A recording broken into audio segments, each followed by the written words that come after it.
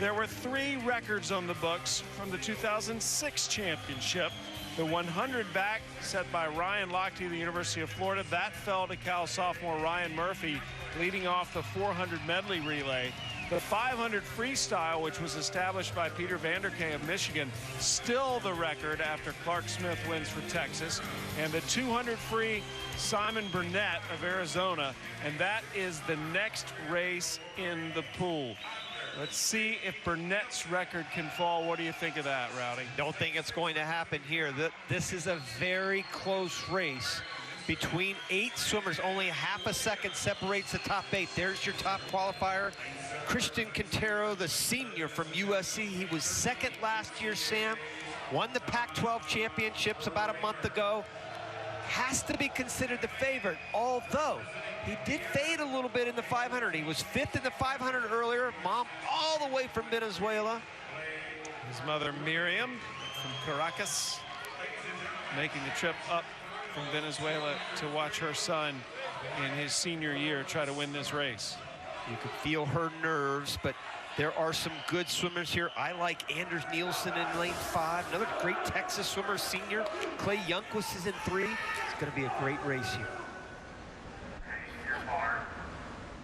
I really think it shapes up to whoever decides to really kind of go out for it with laying off the legs, keeping in mind. You can't just jump on your legs right away this first 50, but you cannot be afraid to try to get out and get some clean water this first 100. Quintero and Clay Youngquist in lane 3 of the University of Texas, the only 2 that made the final here last year in this event. There's Flegel from Ohio State. The Buckeyes have 2 swimmers here in the top 8. Flegel's in lane 2. Near the bottom of your screen. Quintero starting to make a move now in lane 4. That's Quintero moving toward the front. This is where he starts to dominate in the middle of the pool. This is kind of what he did in the 500. He started taking off sort of that middle 300 and then ended up fading. If this guy right there, though, is close at the end, he's the best closer, and that's what he's trying to do. Move over against that lane line. Nielsen, I'm talking about, from Michigan. He can just scoot over against that lane line and watch him this last 50. He's a tremendous closer. It is Quintero still maintaining his lead, but just barely.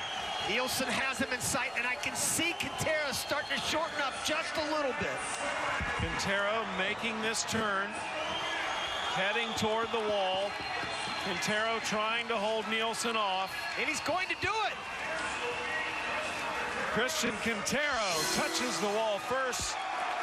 A personal best. Mom has just seen her baby boy swim. Cristian Quintero wins the men's 200 free. Now for a big guy and an endurance swimmer, he gets off the block really well. Good momentum coming up to the surface, and that great speed he has early on helped him get the lead to the halfway point. That was there, and then look at the home stretch. Down the stretch he came. Nobody was going to catch this senior, and what a big victory, and what a way to go out for Mom Miriam, all the way from Venezuela, and yes, your son did it. Cristian Quintero wins the 200 free over Anders Nielsen of Michigan and Clay Youngquist of Texas. Let's hear from Cristian right now. Cristian, congratulations. Thank you very much. It came down to the last half of the race. Were you aware of what Nielsen was doing beside you? Yeah, I was aware. I was looking all around, so I was pretty clear where everyone was like around, you know. How special is this to win as a senior and also to have your mother here from Venezuela watching? It's really exciting. I'm really glad she made it here, you know. Love her a lot, and you know, everything I do is because of her, you know. So I'm really proud of her and like happy with her being here. And I'm sure she's just as proud of you. Thank you so much. Congratulations. Thank you. Have a good day.